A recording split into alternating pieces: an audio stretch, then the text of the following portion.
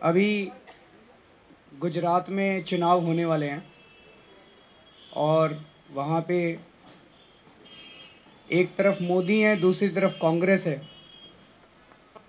कांग्रेस मोदी जी को भला बुरा बोलती है, मोदी जी कांग्रेस को भला बुरा बोलते हैं।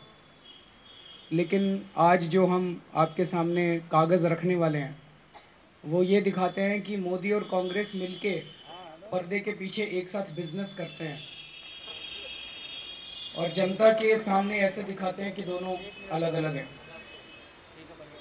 जनता के सामने ऐसे दिखाते हैं कि दोनों दुश्मन हैं, लेकिन दोनों एक साथ मिलकर बिजनेस करते हैं।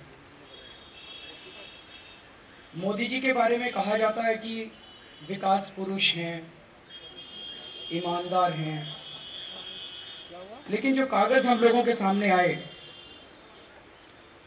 वो कागज देख के हम लोगों को भी सोचने पे मजबूर होना पड़ा कि वो कितने ईमानदार हैं। वही कागज हम आपके सामने आज रखने जा रहे हैं कि किस तरह से वहां पे गुजरात के अंदर तेल के कुएं फ्री में बांटे जा रहे हैं, कोयले की खदानें फ्री में बांटी जा रही हैं, जमीनें बांटी जा रही हैं और कुछ औद्योगिक घरानों को, इंडस्ट्रियल हाउसेस को किस तरह से फेवर किया जा रहा है। अभी पिछले कुछ दिनों से एक कहानी चल रही है मीडिया के अंदर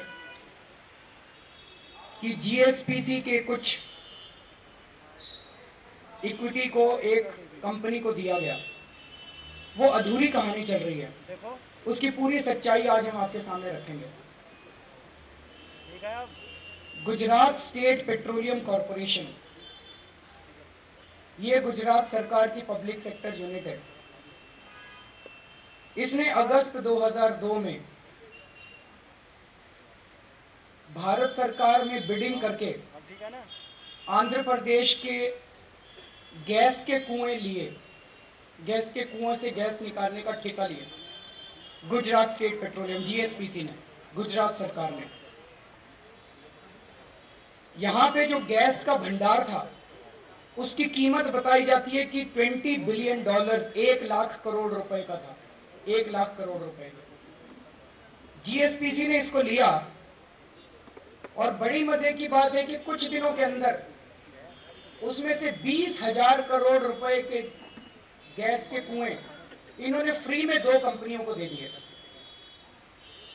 उसमें से एक कंपनी की बात तो पिछले कुछ दिनों से उठ रही है, दूसरी कंपनी की बात नहीं उठ रही है। 1 लाख करोड़ रुपए के गैस के कुएं उन्होंने लिए गुजरात सरकार ने, और कुछ दिनों के अंदर फरवरी 2003 में उसमें से 20,000 करोड़ रुपए के कुएं उन्होंने फ्री में 2 कंपनियों को दे दिए। सबसे पहला बात उठती है कि ये 2 कंपनियों का चयन कैसे हुआ, ये कैसे डिसाइड हुआ कि इन 2 कंपनियों को देना है, उसको नहीं देना।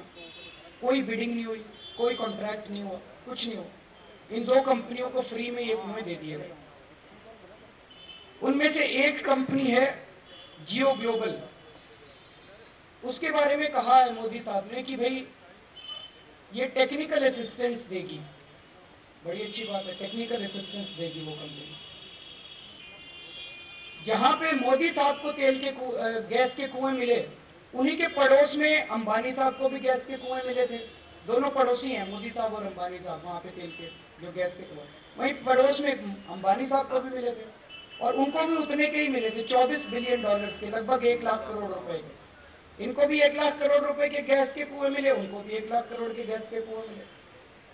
मुकेश अंबानी जी ने जब पिछली साल अपने कुएं में से 30% ब्रिटिश पेट्रोलियम को दिया और ब्रिटिश पेट्रोलियम को कहा कि आप हमें टेक्निकल असिस्टेंस दीजिए, तो मुकेश अंबानी जी को 35,000 करोड़ रुपए मिले ब्रिटिश पेट्रोलियम से।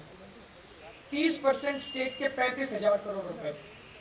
ब्रिटिश पेट्रोलियम को टेक्निकल असिस्टेंस भी देना था और ब्रिटिश पेट्रोलियम को 30% स्टेक मिला, बदले में उन्हें 35,000 करोड़। लेकिन मोदी साहब ने जब जियो ग्लोबल और इस कंपनी को 10-10%, दूसरी कंपनी का नाम है जुबिलेंट एम्प्रो प्राइवेट लिमिटेड, जियो ग्लोबल, और दोनों को 10-10% दिए, तो उनसे कुछ भी पैसा नहीं दिया। तो सीधे सीधे अगर कैलकुलेट करें तो 20,000 करोड़ रुपए का फायदा पहुंचाया। पहले तो देखते हैं ये जियो ग्लोबल क्या है। जियो ग्लोबल एक कंपनी है जिसका $64 ₹3200 में ये कंपनी बनी। $64 में ये कंपनी बनी। इस कंपनी का मालिक है जॉन पॉल रॉय। और 6 दिन में कंपनी बनने के ₹3200 की कंपनी 6 दिन में कंपनी बनी और मोदी साहब ने 6 दिन के अंदर इसको 10,000 करोड़ रुपए के गैस के कुएं दे दिए। मोदी साहब का कहना है ये हमें टेक्निकल एक्सपर्टीज देंगे। सीएजी की रिपोर्ट कहती है इनके पास कुछ टेक्निकल एक्सपर्टीज है ही नहीं, देंगे क्या? इनको कुछ आता ही नहीं है। ₹3200 की कंपनी, इनको कुछ आता ही नहीं है, ये क्या टेक्निकल एक्सपर्टीज देंगे? तो ऐसा लगता है कि इस पूरी ट्रांजैक्शन का मकसद केवल ये था कि मोदी साहब 10,000 करोड़ रुपए का गैस का कुआं इनको देना चाहते थे। बड़ी मजे की बात यह है कि अगर केवल मोदी साहब दे रहे होते तो बहुत अच्छा था। ये जॉन पॉल रॉय कोई बड़ा महान इंसान है, उसको केवल मोदी साहब उन पे मेहरबान नहीं हो रहे, कांग्रेस भी मेहरबान हो रही है। सबसे पहले मोदी साहब ने इनको गैस के कुएं दिए, फ्री में दिए। उसके बाद यूपीए सरकार ने भी इनको खूब गैस के कुएं दिए। ऑयल इंडिया लिमिटेड ने केजी बेसिन में मार्च 2007 में इनको 10% गैस के कुएं दे दिए। फरवरी 2004 में, अप्रैल 2005 में, सितंबर 2005 में मोदी साहब ने फिर से अपने गैस के कुएं और दूसरे बेसिन में जितने थे वो भी उठा के उनको दे दिए। मार्च 2007 में बीकानेर में जो हमारे गैस के कुएं थे वो केंद्र सरकार ने उठा के दे दिए। तो एक बड़ी मजे की बात है, कनाडा से एक आदमी चला, उसका नाम था जॉन पॉल रॉय। उसकी जेब में ₹3200 थे। वो भारत पहुंचा। भारत पहुंच के पहले वो गुजरात गया। गुजरात में मोदी साहब से मिला। मोदी साहब उससे इतना इंप्रेस हुए कि उसे उठा के 10,000 करोड़ रुपए के कुएं दे दिए। फिर वो वहां से दिल्ली आया। 3-4 साल में दिल्ली में भारत सरकार बदल गई, कांग्रेस सरकार आई। फिर वो कांग्रेस वालों से मिला। कांग्रेस वाले तो खूब मेहरबान हो गए उसके ऊपर। उठा के जहां उनको दिखा वहीं उठा के, कहीं 10% इक्विटी, कहीं 25% इक्विटी, कहीं उठा के उन्होंने गैस के कुएं दे दिए जैसे कि अपने बपौती है। ये आखिर जॉन पॉल रॉय है कौन? ये बहुत बड़ी मिस्ट्री है जिसके ऊपर कांग्रेस भी मेहरबान है, मोदी साहब भी मेहरबान है, दोनों मिलके मेहरबान है। मोदी और कांग्रेस दोनों मिलके मेहरबान है। ये है कौन? ये बहुत बड़ी गुत्थी है। उसको केजी बेसिन में मिले हुए हैं। उसकी वेबसाइट पे आप जाइए, KG basin, Cambay basin, Deccan syneclise basin, Bikaner Nagaur basin, सब लोग उसको गैस के कुएं फ्री में देते जा रहे हैं। सीएजी ने जब मोदी साहब को ऑडिट करना चालू किया तो मोदी साहब थोड़ा घबरा गए। उन्होंने 18 अगस्त 2010 को केंद्र सरकार को चिट्ठी लिखी, भाई ये जियो ग्लोबल के साथ जो कॉन्ट्रैक्ट हुआ है इसको कैंसिल करना चाहते हैं। तो मोदी साहब ने अपनी गलती मानी कि मैंने गड़बड़ की थी। 2003 में गैस के कुएं दिए। 2010 में मोदी साहब केंद्र सरकार को लिख रहे हैं कि मैं इनको जियो ग्लोबल के साथ कॉन्ट्रैक्ट कैंसिल करना चाहता हूं, मुझे इजाजत दी जाए। शक पैदा होता है इजाजत लेनी थी या चिट्ठी लिखी थी केवल? मोदी और कांग्रेस तो मिले हुए थे, इन्होंने चिट्ठी लिख दी। केंद्र सरकार के पास 3 साल हो गए चिट्ठी पड़े हुए और 20 चिट्ठी लिखी। उसके बाद मोदी साहब ने एक भी चिट्ठी पे केंद्र सरकार ने जवाब नहीं दिया कि हाँ हम इसके गैस के कुएं कैंसिल कर रहे हैं। क्यों? उन्होंने भी दे रखे थे, कांग्रेस वालों ने, मोदी साहब ने भी दे रखे थे। और आज मैंने सुना है संसद के अंदर कांग्रेस ने हंगामा किया है। किस मुंह से हंगामा कर रहे हैं? वो भी तो बताएं कि जॉन पॉल रॉय के ऊपर केवल मोदी मेहरबान नहीं है, कांग्रेस भी दोनों मिलकर गैस के कुएं लुटा रहे हैं। किस मुंह से कांग्रेस संसद के अंदर हंगामा कर रही है? ये जुबिलेंट एम्प्रो प्राइवेट लिमिटेड क्या है? इसके ऊपर मोदी साहब क्यों मेहरबान हुए? जुबिलेंट एम्प्रो प्राइवेट लिमिटेड, शोभना भाटिया जी, जिसको कांग्रेस ने सांसद बनाया था, नॉमिनेट किया था, कहते हैं गांधी परिवार के बहुत क्लोज हैं। उनके पतिदेव की ये कंपनी है। तो कांग्रेस के इतने नजदीकी व्यक्ति को मोदी साहब ने क्यों 10,000 करोड़ का फायदा पहुंचाया? एक प्रश्न उठता है। जनता को तो लगता है कि मोदी और कांग्रेस में कुछ घमासान है। जनता को लगता है कि कांग्रेस मोदी के खिलाफ है। जनता को लगता है मोदी साहब कांग्रेस के खिलाफ हैं। लेकिन अंदर बैठ के दोनों बिजनेस कर रहे हैं। कांग्रेस के इतने नजदीकी माने जाने वाली शोभना भारतीय जी के हस्बैंड, उनकी कंपनी है जुबिलेंट एम्प्रो प्राइवेट लिमिटेड। उस कंपनी को मोदी जी ने 10,000 करोड़ रुपए का फायदा फ्री में क्यों 10,000 करोड़ रुपए के गैस के कुएं दिए? एक प्रश्न उठता है। और दूसरा प्रश्न ये उठता है कि फरवरी 2003 में जो घोटाला हुआ था, जो मोदी साहब ने 20,000 करोड़ रुपए का नुकसान गुजरात की जनता को पहुंचाया था, आज 9 साल से कांग्रेस उस पर चुप क्यों है? कांग्रेस ने 9 साल में इस बात को क्यों नहीं उठाया? क्योंकि कांग्रेस इस पूरे के पूरे फ्रॉड के अंदर मोदी साहब के साथ भागीदारी है। तो इससे साफ जाहिर है कि ये जॉन पॉल रॉय, मुझे लगता है जितना मैंने इसको पिछले कुछ दिनों में खोदा, ऐसा लगता है ये 2G, 3G, 4G कोयला सब घोटालों से बड़ा घोटाला है। अगर इस घोटाले की जॉन पॉल रॉय की तहकीकात की जाए कि ये आदमी कौन है जिसके ऊपर कांग्रेस और मोदी दोनों मेहरबान है। दूसरी चीज, मोदी साहब ने अपने एमपी और एमएलए, गुजरात के एमपीज और एमएलए को खूब जम के जमीन बांटी कि अपने घर बनाओ। घर बनाने के लिए सस्ते दामों में 45 रुपए स्क्वायर मीटर पर स्क्वायर मीटर, गांधीनगर में 45 रुपए पर स्क्वायर मीटर पे जमीन दी, और आगे जाने पे थोड़ी महंगी भी दी।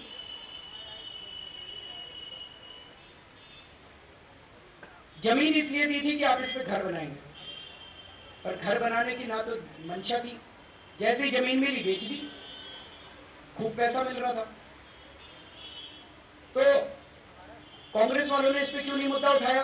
कांग्रेस तो ऑपोजिशन में है, क्योंकि कांग्रेस वालों को भी दे दी जमीन, सबका मुंह चुप करा दिया। मोदी साहब बड़े स्मार्ट आदमी हैं, उन्होंने कांग्रेस वालों को भी जमीन दे दी, बीजेपी वालों को भी जमीन दे दी, ऑपोजिशन का मुंह भी चुप करा दिया उन्होंने, सबको जमीन दे दी। तो मामला हाईकोर्ट में गया, गुजरात हाईकोर्ट में। गुजरात हाईकोर्ट ने स्टे लगा दिया। गुजरात हाईकोर्ट ने कहा ये ठीक नहीं है, आपने अगर जमीन घर बनाने के लिए दी है तो बेच नहीं सकते इस जमीन को, घर बनाओ सब लोग। तो मोदी साहब और एक स्टेप आगे गए, उन्होंने गुजरात हाईकोर्ट के जजेस को भी जमीन दे दी। गुजरात हाईकोर्ट के जजेस को भी जमीन दे दी 2008 में, खूब सस्ते में। और जब से गुजरात हाईकोर्ट के जजेस को जमीन दी है, गुजरात हाईकोर्ट के अंदर इस मामले की लिस्टिंग ही नहीं हो रही है, इसकी हेयरिंग ही नहीं लग रही है तब से। तो गुजरात के अंदर मोदी ही मोदी है, ना कोई ऑपोजिशन है। और जुडिशरी को कैसे चुप कराना, ये मोदी साहब को बड़ा बखूबी आता है। ये जितना मैं कुछ बोल रहा हूँ, ये मीडिया वाले कहते हैं कि आपके पास सबूत नहीं है, बिना सबूतों के आके बैठ जाते हैं। सारे सबूत आज हमारी वेबसाइट पे, बहुत सारे पन्ने थे, इसलिए आज हम आपको कॉपीज नहीं दे पाए। सारे हमारी वेबसाइट पे, वहां से डाउनलोड कर लीजिएगा। जो रेजोल्यूशन पास हुआ 2008 में, और उसके बाद जो 2009 में जिस रेजोल्यूशन के तहत जमीनें दी गई, वो सारी वेबसाइट पे ऊपर। मुकेश अंबानी कहते हैं कि कांग्रेस तो हमारी दुकान है। हमें लगता है उसी तरह से मोदी सरकार अडानी की दुकान है। 2007 में गुजरात को बिजली की जरूरत थी, बिजली की कमी थी, तो वो अडानी से 5 रुपए 45 पैसे प्रति यूनिट, 5.5 रुपए प्रति यूनिट के हिसाब से, इसको मर्केंडाइज पावर बोलते हैं, जो शॉर्ट टर्म एग्रीमेंट के तहत अचानक जरूरत पड़ी बिजली की और आपको खरीदनी पड़े under short term temporary arrangement, इसको मर्केंडाइज पावर, तो ये 5.5 रुपए प्रति यूनिट के हिसाब से अडानी से लेते थे। Gujarat mineral development corporation, GMDC Gujarat सरकार की कंपनी है। जीएमडीसी वालों ने मोदी साहब को चिट्ठी लिखी। जीएमडीसी वालों ने कहा सर हम आपको 2.25 रुपए यूनिट में बिजली दे देंगे, हमसे ले लो। पर मोदी साहब कैसे ले लेते? मोदी साहब का तो अडानी से प्रेम था। उन्होंने दिसंबर 2006 में जीएमडीसी ने कहा कि हम आपको 2.25 रुपए में, 2 रुपए 25 पैसे में बिजली दे देंगे। लेकिन उनकी बात को अस्वीकार करते हुए मोदी साहब ने फरवरी 2007 में अडानी के साथ 2 एग्रीमेंट साइन किए। एक में कि 2 रुपए 35 पैसे प्रति यूनिट और 2 रुपए 90 पैसे प्रति यूनिट, 2 रुपए 35 पैसे और 2 रुपए 90 पैसे। उनका अपना डिपार्टमेंट कह रहा है हम 2 रुपए 25 पैसे में बिजली देने को तैयार है। 2 महीने पहले कह रहा है, मोदी साहब उसकी नहीं मान रहे। 2 महीने बाद अडानी से वो दो एग्रीमेंट साइन करते हैं, 2 रुपए 35 पैसे और 2 रुपए 90 पैसे के हिसाब से। और अडानी की तो नियत ही खराब थी। जैसे ही एग्रीमेंट साइन किया, उन्होंने गुजरात सरकार को ब्लैकमेल करना चालू किया। उन्होंने कहा हम बिजली नहीं देंगे जी, आप हमें कोयला दिलवाओ पहले अपने सरकार से। तो जीएमडीसी वालों, गुजरात मिनरल डेवलपमेंट कॉर्पोरेशन के पास कोयला था, उन्होंने कहा ठीक है हम कोयला दे देंगे, लेकिन आप बिजली के रेट कम करो, 2.25 रुपए करो। अडानी कहता नहीं हम बिजली के रेट कम नहीं करेंगे। अडानी दौड़ा दौड़ा मोदी साहब के पास चला गया, मोदी साहब को बहुत दया आई, उन्होंने क्या किया, जीएमडीसी के चेयरमैन को ही ट्रांसफर कर दिया, जोश साहब थे चेयरमैन, उनको ट्रांसफर कर दिया, उनको हटा दिया वहां से। और मोदी साहब ने फिर फाइल के ऊपर खुद नोट लिखा, उस नोट की कॉपी सर्कुलेट कर रहे हैं।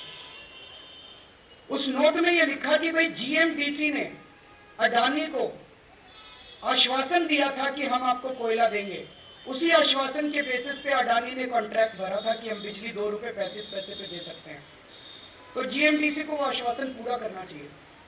जोश साहब ने कई बार कहा जी आश्वासन तो दिया ही नहीं था हम लोगों ने, कब दिया था? अडानी बोला नहीं दिया था।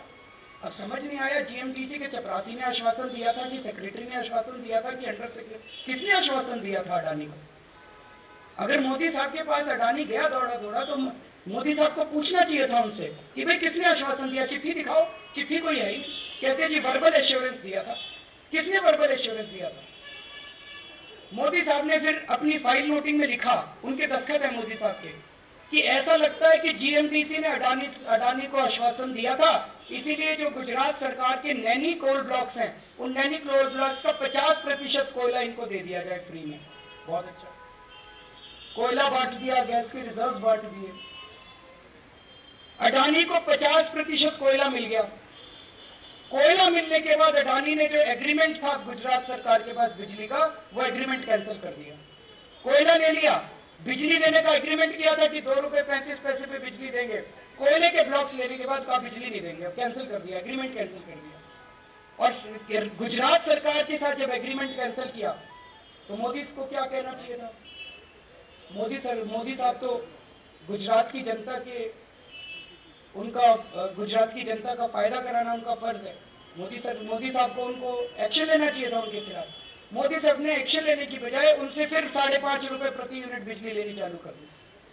2 रुपए 35 पैसे पे बिजली देनी थी, वो एग्रीमेंट कैंसिल कर दिया, कोयले के ब्लॉक्स दे दिए, कोयले के ब्लॉक्स लूट के ले गए अडानी वाले, और उसके बाद उन्हीं से 5.5 रुपए फिर बिजली लेनी चालू कर दी। और पिछले साल गुजरात की विधानसभा में यह प्रश्न उठा था और सरकार ने माना कि आज तक गुजरात सरकार अडानी से 5.5 रुपए प्रति यूनिट के साथ बिजली ले।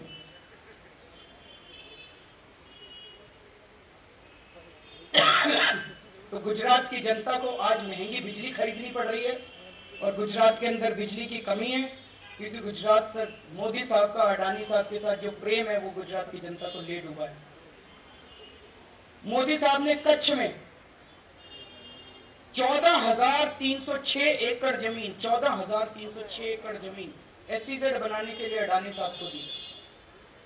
लगभग 5.5 करोड़ स्क्वायर मीटर जमीन किस रेट पे दी? 1 रुपया प्रति square metre, 1 rupee per square metre. Maximum 32 rupees per square metre था, लेकिन मोस्टली जो है 10 रुपए से कम में दी गई थी। मार्केट रेट क्या था वहां पे? इंडस्ट्रियल यूज का मार्केट रेट था 300 रुपए पर स्क्वायर मीटर। कॉमर्शियल जमीन का वहां पे मार्केट रेट था 1,500 रुपए पर स्क्वायर मीटर। 1,500 रुपए पर स्क्वायर मीटर की जमीन 1 रुपया पर स्क्वायर मीटर के हिसाब से मोदी साहब ने उनको दे दी। हमने बहुत ही कंजर्वेटिव बेसिस पे एस्टिमेट निकाला है, 1600 करोड़ रुपए का फायदा पहुंचाया अडानी साहब मोदी साहब ने। और जब इंडियन एयरफोर्स ने जमीन मांगी मोदी साहब से, तो मोदी साहब कहते हैं भाई हमारी पॉलिसी है कि मार्केट रेट का 8 गुना लेते हैं हम लोग। तो 8800 रुपए पर स्क्वायर मीटर के हिसाब से उन्होंने इंडियन एयरफोर्स को, अडानी को 1 रुपया स्क्वायर मीटर और इंडियन एयरफोर्स को 8800 रुपए स्क्वायर मीटर। प्रधानमंत्री को पर्सनली चिट्ठी लिखनी पड़ी मोदी साहब को, तब जाके उन्होंने इंडियन एयरफोर्स के रेट घटाए। तो ये सारे कागज देखने के बाद यही लगता है कि जो एक छवि है कि मोदी साहब बहुत ईमानदार है, विकास पुरुष हैं, ये कागज देख के तो एक शक पैदा होता है कि कुछ ना कुछ तो गड़बड़ है, कोई बहुत ज्यादा गड़बड़ हो रही है गुजरात के अंदर। और ये दिखाई देता है कि मोदी साहब और कांग्रेस में कोई फर्क नहीं है। फर्क तो छोड़िए, दोनों बिजनेस पार्टनर्स हैं। हर बिजनेस के अंदर दोनों, जमीनें मिलती है तो सारों के MLA को मिलती है, गैस के कुएं देते हैं तो कांग्रेस वालों को गैस के कुएं मिलते हैं। जॉन पॉल रॉय कांग्रेस और मोदी दोनों के साथ मिलकर बिजनेस करते हैं। और 9-10 साल से जो कांग्रेस के अंदर लूट चल रही है उसके ऊपर कांग्रेस चुप रहती है। और अब हम लोगों को बेवकूफ बना रहे हैं कि कांग्रेस गुजरात के अंदर चुनाव होने वाले हैं। चुनाव तो धोखा है, बकवास है। जो भी जीत जाए it will be business as usual. तो अंत में हम एक बात तो मांग करना चाहते हैं, ये कांग्रेस और बीजेपी वाले बहुत सारे ऐड दे रहे हैं, चैनल्स पे चल रहे हैं, हर 5 मिनट पे एक ऐड आता है, हर 5 मिनट पे एक ऐड आता है। बताएं तो सही कि कितना खर्चा हो रहा है इन एड्स के ऊपर। किस चैनल को कांग्रेस वालों ने कितना पैसा दिया, किस चैनल को बीजेपी वालों ने कितना पैसा दिया। अरविंद ने आपको करीब करीब सब कुछ बता दिया। जो महत्वपूर्ण बात जो इस खुलासे से उभर कर आ रही है वो ये है कि जिस तरह से कांग्रेस की सरकारों ने अंबानी को गैस और तेल के कुएं दे दिए, जिस तरह से कोयले की खदानें तरह तरह की बड़ी बड़ी कंपनियों को, टाटा को, जिंदल को, एसआर को दे दी गई, जिस तरह से लाखों एकड़ जमीन एसईजेड के नाम पर और तरह तरह हाईवे डेवलपमेंट के नाम पर बड़ी बड़ी कंपनियों को कौड़ियों के दाम पर दे दी गई कांग्रेस की सरकारों ने, उसी तरह से हमने देखा कि भाजपा की सरकारों ने भी जहां जहां इनके राज्य में सरकारें हैं, चाहे छत्तीसगढ़ हो, चाहे येडियुरप्पा हो वहां कर्नाटक में, चाहे और उनके मुख्यमंत्री हो, करीब करीब सबने यही काम किया था। और सब लोग उस लूट में जो उधर केंद्रीय सरकार ने ऊपर से, कांग्रेस की सरकार ने ऊपर से और नीचे राज्य की सरकारों ने मिलकर जो लूट करी थी, उसमें भाजपा और कांग्रेस की गवर्नमेंट दोनों शामिल थी, चाहे कोयले की खदानों की हो, चाहे तेल की हो। लेकिन एक छवि ये बनाई गई थी कि भाई मोदी जी तो बड़े ईमानदार आदमी हैं, भाजपा के बाकी मुख्यमंत्री जरूर बेईमान होंगे, लेकिन एक हवा ये बनाई गई है पूरे देश में कि भाई मोदी तो बड़े ईमानदार आदमी हैं, विकास पुरुष हैं, बड़ी ईमानदारी से उन्होंने वहां पर गुजरात में विकास किया। इस खुलासे की महत्वपूर्ण बात यह है कि मोदी जी भी वही लूट, जमीन की लूट, 1 रुपए से लेके 32 रुपए स्क्वायर मीटर पर करोड़ों वर्ग मीटर जमीन अदानी को, एक ही कंपनी को या और भी कंपनियों को दी होंगी, हमने तो आपको एक कंपनी का बताया, बड़ी बड़ी कंपनियों को दी जा रही हैं, जबकि उनका मार्केट प्राइस मतलब किसानों से छीन छीन कर दी जा रही हैं, गांव सभा की जमीनें दी जा रही हैं और उनका मार्केट प्राइस उससे कम से कम 10 गुना या कई बार 100 गुना होता है और उनको हजारों करोड़ का मुनाफा कराया जा रहा है बड़ी बड़ी कंपनियों को। और दूसरी मोदी जी का जो एक खास करिश्मा है कि वो कहते हैं कि अच्छा, पहले कहा जाता था साउथ में तमिलनाडु के बारे में कि करुणानिधि और एमजीआर की जब सरकारें बदलती थी तो फिर भी जो घूस लेते थे 30% घूस दूसरे मुख्यमंत्री को भी, जो दूसरे विपक्षी पार्टी का होता था, उसको कहते थे इंडस्ट्रियलिस्ट से कि तुम पहले पहुंचा कर आओ। मोदी जी ने तो उसको इंस्टीट्यूशनलाइज कर लिया कि अच्छा हम जमीनें देंगे, एमपीओ को देंगे, एमएलएओ को देंगे, अभी वर्तमान भूतपूर्व सबको देंगे, लेकिन भाजपा को भी देंगे, कांग्रेस को भी देंगे, जिससे कि कांग्रेस वाले उसके बारे में कुछ ना बोलें, उस मुद्दे को ना उठाएं। जब हाईकोर्ट ने उस पर रोक लगा दी, 2001 में ही हाईकोर्ट ने रोक लगा दी, ये जो एमपीज और एमएलएस को दे रहे थे, उन्होंने बोला बिल्कुल आर्बिट्ररी है, कोई पॉलिसी नहीं है, ये लोग मुनाफा कमा कमा के बेच के चले जाते हैं। उसके तुरंत बाद ये मोदी जी सुप्रीम कोर्ट गए, सुप्रीम कोर्ट से हाई कोर्ट का ऑर्डर स्टे करा लिया और उसके बाद कई साल तक फिर से देते रहे और देते भी रहे और बेचने की परमिशन भी देते रहे। आज अलॉटमेंट होता है, कल परमिशन दे दी जाती है, दी तो जा रही है इस नाम से कि भाई आपको घर बनाने के लिए दी जा रही है, जबकि उनको ऑफिशियल हाउसेस मिलते हैं एमपीज एमएलएस को, और इसीलिए हाईकोर्ट ने रोक लगाई थी। लेकिन सुप्रीम कोर्ट से हाईकोर्ट का ऑर्डर स्टे करा लिया और बांटते रहे। जब सुप्रीम कोर्ट ने ऑर्डर वेकेट किया और हाईकोर्ट को बोला कि अच्छा अब तुम हाईकोर्ट इसकी सुनवाई करके इसका फाइनल फैसला करे, उस समय मोदी जी ने ये नई स्कीम निकाली कि अच्छा अब सब हाईकोर्ट के जजों को भी दे दिया जाए, और तकरीबन सारे हाईकोर्ट के जज रिटायर्ड, सिटिंग, जो सुप्रीम कोर्ट में भी जा चुके थे, सबको दे दिया गया अपना। और उसके बाद हाईकोर्ट में उस मामले की कोई सुनवाई नहीं करी गई 2008 के बाद, और वहीं पर आज भी लंबित है मामला। तो इसलिए ये जो छवि बनाई गई है, ये इस हम लोगों की थोड़ी सी ही तहकीकात से ये साफ जाहिर हो गया है कि छवि बिल्कुल बोगस है, और कांग्रेस इसके ये सब खुलासे नहीं करती, ये सब मुद्दे पब्लिकली नहीं उठाती, सालों साल तक नहीं उठाए गए, क्योंकि वो भी इस लूट में शामिल हैं और मोदी जी उनके लोगों को भी देते हैं। जब 10% जॉन पॉल रॉय को दिया तो साथ में उसी समय 10% शोभना भरतिया के हस्बैंड को भी दे दिया।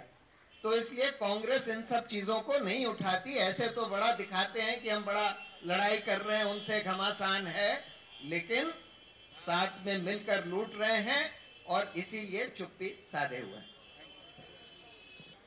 न्यायपालिका के बारे में सब लोग जानते हैं कि न्यायपालिका में भी बहुत भ्रष्टाचार है। मैं तो इस बारे में सुप्रीम कोर्ट में एफिडेविट दे चुका हूं, इंटरव्यू दे चुका हूं, जिसके चलते हुए मेरे खिलाफ कंटेम्प्ट प्रोसीडिंग्स चल रही हैं। मैं ये बात कह चुका हूं कि पिछले 16-17 चीफ जस्टिसों में से कम आधे चीफ जस्टिस भ्रष्ट थे। लेकिन ये ठीक है कि उसके साथ साथ भी उस भ्रष्टाचार के बावजूद भी हाई कोर्ट, सुप्रीम कोर्ट कई अच्छे फैसले देता है और कई बार सरकार का भ्रष्टाचार रोकता भी है। लेकिन हम लोग लगातार ये मांग करते रहे हैं कि न्यायपालिका में भी कोई जवाबदेही नहीं है, उसकी जवाबदेही आनी चाहिए। ठीक है, ठीक है।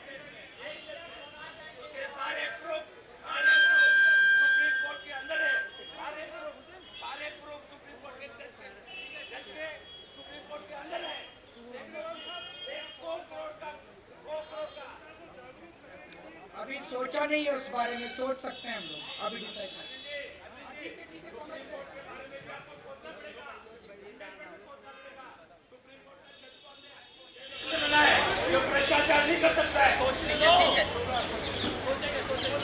हाँ, और कोई सवाल? और कोई सवाल किसी का? Who is Jean Paul Roy and what is Modi's relationship with him? So we want to know what is the information that you have, because the allegation that is made over here that he has benefited on the one hand the husband of Shobna Bhartiya, who is tied up with the Congress party, and on the other hand Jean Paul Roy, who definitely is from the opposition. He must be having sympathies or ties with the opposition. So what is the information that you have on this person? No, how can Jean Paul Roy have ties with opposition? Jean Paul Roy is getting contracts both from Congress and BJP. In Gujarat, Modi is giving him contracts, and then Jean Paul Roy comes to Delhi and Congress starts giving him contracts, participating interests in several oil fields. So Jean Paul Roy is close to both the parties. तो हमारा प्रश्न यही है कि कांग्रेस, ये है कौन आदमी जो 3200 रुपए जेब में लेके भारत में आया और उसको हजारों करोड़ रुपए के गैस के कुएं फ्री में दे दिए कांग्रेस और मोदी दोनों ने मिलकर? इसकी तहकीकात होनी चाहिए, हमें भी नहीं पता। आप इसकी वेबसाइट पे जाके देखिए, जियो ग्लोबल की वेबसाइट पे जाके। नहीं, हम ऐसा नहीं मानते, सारे एक जैसे हैं। मौके की बात है, जिसको जितना मौका मिलता है।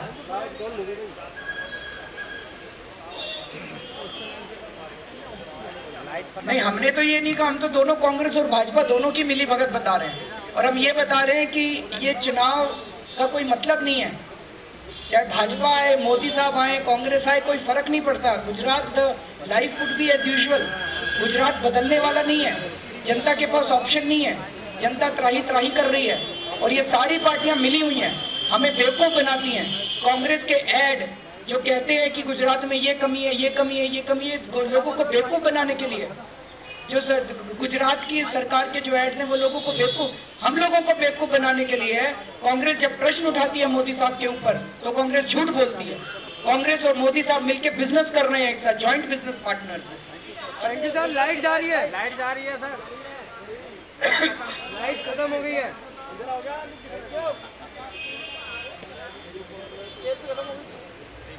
ये दुर्भाग्य है ना देश का, यही तो दुर्भाग्य है देश का।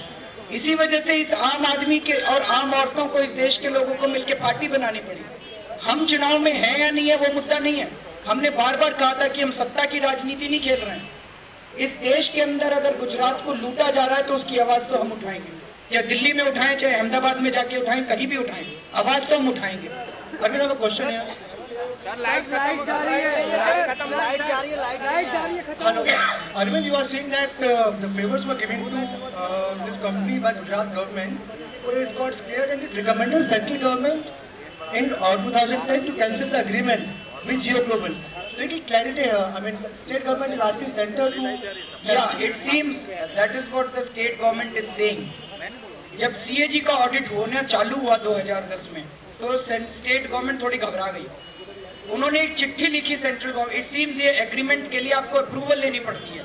जैसे आपको याद होगा मुकेश अंबानी के केस में भी ब्रिटिश पेट्रोलियम के एक्विजिशन के पहले सेंट्रल गवर्नमेंट ने अप्रूवल दिया था, तो सेंट्रल गवर्नमेंट के अप्रूवल की जरूरत होती है। तो उन्होंने अप्रूवल मांगी है कि हम कैंसिल करना चाहते हैं इस कॉन्ट्रैक्ट को। अरविंद एक सवाल इधर से, अब आप पॉलिटिकल पार्टी हो चुके हैं ऑलरेडी और आज पार्लियामेंट पे एफडीआई पे बहस चल रही है। आप बतौर पार्टी आज ए कन्वीनर आप क्या चाहते हैं कि देश में एफडीआई आना चाहिए तो कितना आना चाहिए और क्या होना चाहिए? देखिए, एफडीआई को लेकर ढेर सारे प्रश्न हैं और उसके बारे में जो कहा जा रहा है कि किसानों को बहुत फायदा पहुंचाएंगे, कहा जा रहा है कि कंज्यूमर्स को बहुत फायदा पहुंचाएंगे, ऐसा दूसरे देशों में हुआ क्या? मैं ये सोच रहा था, वो कह रहे हैं बीच के सारे दलालों को खत्म कर देंगे। पहले तो सारी बिजनेस कम्युनिटी को दलाल बोलना मुझे लगता है बहुत गलत है। इस देश के अंदर अगर मान लीजिए किसान किसी चीज को 3 रुपए में उगाता है और वो दिल्ली पहुंचते पहुंचते 100 रुपए हो जाती है और बीच में 4 लोग उसमें अपनी कमाई करते हैं, 4 लोग अपनी रोजी चलाते हैं। अब कहा जा रहा है वॉलमार्ट उससे 3 रुपए में सीधा खरीदेगी और 100 रुपए में यहाँ बेचेगी। तो क्या हम ये सोचे कि 97 रुपए जो प्रॉफिट होगा तो वॉलमार्ट किसान को जाके कहेगी भाई 97 रुपए मुझे ज्यादा प्रॉफिट हो रहा है तो 3 रुपए नहीं 5 रुपए ले ले मेरे से? ऐसा करेगी वॉलमार्ट? या यहाँ पे 100 रुपए में आके कहेगी मेरे को बहुत ज्यादा प्रॉफिट हो रहा है कंज्यूमर्स को, आप हमसे 95 रुपए में ले लीजिए? ये तो नहीं है। वो किसानों को 3 रुपए की बजाय 2 रुपए देगी क्योंकि मोनोपोली हो जाएगी उनकी, और यहाँ पे 100 रुपए की चीज को 110 रुपए में देगी। तो ये जो तमाशा क्रिएट किया जा रहा है कि किसानों को फायदा होगा, दलाल खत्म हो जाएंगे और यहाँ पे कंज्यूमर्स को फायदा होगा, ये सब मुझे लगता है बकवास है। वॉलमार्ट के अपने किसानों को, कल हिंदू के अंदर अगर आपने पी साईनाथ का आर्टिकल पढ़ा, अपने देश के अंदर किसानों की व्यवस्था सुधार दी वॉलमार्ट ने, अमेरिका के अंदर किसानों की व्यवस्था सुधर गई। तो ये सब बकवास है मुझे लगता है। बहुत सारे प्रश्न हैं, सबूत बहुत सारे आ रहे हैं, एफडीआई के ऊपर भी हम लोग खुलासा करेंगे और एक ये निकल के आ रहा है, इसमें वॉलमार्ट में तो नहीं कह रहे, लेकिन एफडीआई जो है ये बहुत सारे पॉलिटिशियंस का और बिजनेसमैन का, क्राइम का, भ्रष्टाचार का पैसा बाहर से रूट होके मॉरिशस के रूट के जरिए अंदर आ रहा है। एक स्टडी ये दिखाती है अभी वो कि 40% देश का एफडीआई मॉरिशस की एक बिल्डिंग से आता है। पूरे देश का एफडीआई जो है वो 40% मॉरिशस की एक बिल्डिंग से निकल के आता है। तो ये एफडीआई है या अरविंद जी आपने कहा है लाइट नहीं है, ये लाइट जला दो। अरे उससे कुछ अरविंद जी आपने वो लाइट कर दो प्रोली। सर लाइट नहीं है, बिल्कुल भी नहीं, लाइट नहीं है सर, लाइट हो गई है सर। आपके अनेक्शन से साफ है कि ये दस्तावेज आरटीआई के जरिए नहीं मिले हैं, कि कहाँ से आपके पास ये दस्तावेज आए हैं और क्या आपने वेरिफिकेशन की है इनकी? देखिए, संजीव भट्ट ने हम लोगों को अप्रोच किया, संजीव भट्ट ने मुझे अप्रोच किया और संजीव भट्ट ने कुछ डॉक्यूमेंट्स दिए, ये जीएसपीसी से रिलेटेड और अडानी से रिलेटेड। मुझे ये नहीं समझ में आया। उसके बाद हमने उसकी बहुत तहकीकात की, उन्होंने महीना 1.5 महीना पहले मुझे अप्रोच किया था, उन्होंने काफ़ी तहकीकात की, इसके अंदर मटेरियल काफ़ी सारा है। लेकिन मुझे ये नहीं समझ में आया कि संजीव भट्ट ने ये मामला खुद क्यों नहीं उठाया। संजीव भट्ट जी की धर्मपत्नी ने ये मामला क्यों नहीं उठाया, वो तो मोदी जी के खिलाफ लड़ रही है। मुझे ये नहीं समझ में आया कि जिस कांग्रेस के नेताओं ने उनकी धर्मपत्नी को टिकट दिया है, संजीव भट्ट जी ने ये सारा मटेरियल ले जाके उन कांग्रेस के नेताओं को क्यों नहीं दिया, उन्होंने ये मामला क्यों नहीं उठाया। तो संजीव भट्ट जी की क्या पॉलिटिक्स है वो भी हम लोगों को समझ में नहीं आ रही। ऐसा तो नहीं कि कांग्रेस आपका इस्तेमाल करके मोदी आप मतलब आपका यूज मोदी के खिलाफ में कर रही है, ये तो कांग्रेस बता सकती है, मैंने आपको सारी सच्चाई बता दी है। अब आप कांग्रेस से जाके पूछिए कि उनकी क्या पॉलिटिक्स है और संजीव भट्ट की क्या पॉलिटिक्स। इसमें आप भी कंफ्यूज नजर आ रहे हैं कि कांग्रेस की इसमें कोई नहीं, देखिए कांग्रेस की जो भी मंशा हो, संजीव भट्ट की जो भी मंशा हो, हम तो खुलासा तब करते हैं जब हम पूरी तरह से तहकीकात करके सेटिस्फाई हो जाएं कि जो फैक्ट्स हम सामने ला रहे हैं, जो फैक्ट्स हम बोल रहे हैं, वो फैक्ट्स पूरी तरह से सही हैं। और वो फैक्ट्स ये दिखाते हैं कि कहीं भ्रष्टाचार हुआ या कहीं घोटाला हुआ और बड़ा घोटाला हुआ, तब हम उसके बारे में खुलासा करते हैं। और लोगों की कांग्रेस का क्या मोटिव है, अगर कांग्रेस हमको अप्रोच करती है या कांग्रेस का कोई आदमी या संजीव भट्ट हमको अप्रोच करता है, उसका क्या मोटिव है ये वो जाने। लेकिन हम खुलासा तब करते हैं जब हम पूरी तरह से सेटिस्फाई हो जाए।